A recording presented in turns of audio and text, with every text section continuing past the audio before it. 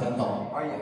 Apa? Waktu malam Jumat kemarin saya kena demam.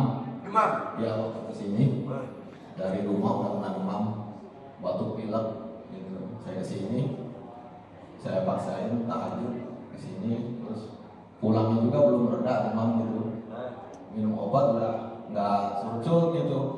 Udah gitu pas mau tidur centongin. Nah, yang suka centong siapa? Saya udah kesini 12 kali. Oh, ini 12 kali. Ya, dari bulan Januari, awal Januari Pak. Nah, sambil dikerok pakai centong, apanya yang lo kerok, Bos? Terus mau ucapnya apa, Bos?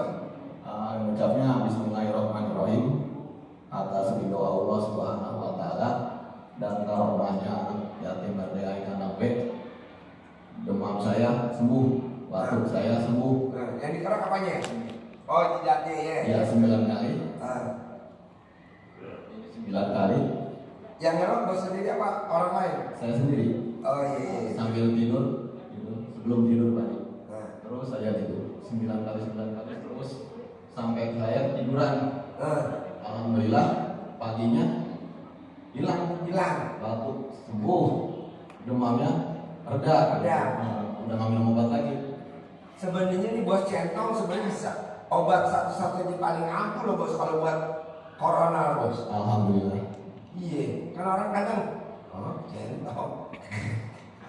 Karena yang sakit jantung aja kan sembuh pakai itu centong. Iya.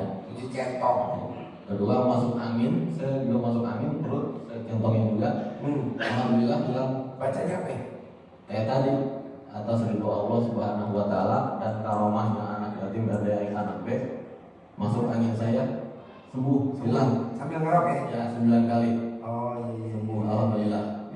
Nah Bos tinggal di mana? Di Kecamatan Cibinong. Cibinong? Iya. Zona merah. Cuy, jangan salaman sama dia. Gak. Bos tahu sini dulu dari mana ceritanya RDAY? Dari abang saya yang tadi sini. Oh ini. Yang tadi testimoni sini. Oh testimoni. Iya. Abang kandung. Bukan sih abang, jadi ketemu gede. Ketemu di tetangga itu cuma akrab. Manggilnya Adam. Nah Bos, apa kegiatan sehari-harinya? Saya dagang wajib. Apa yang dijual?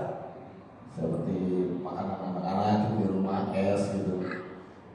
Ciki. Ya makanan kecil gitu. Oh jualannya gimana? Di rumah. Oh iya. Terus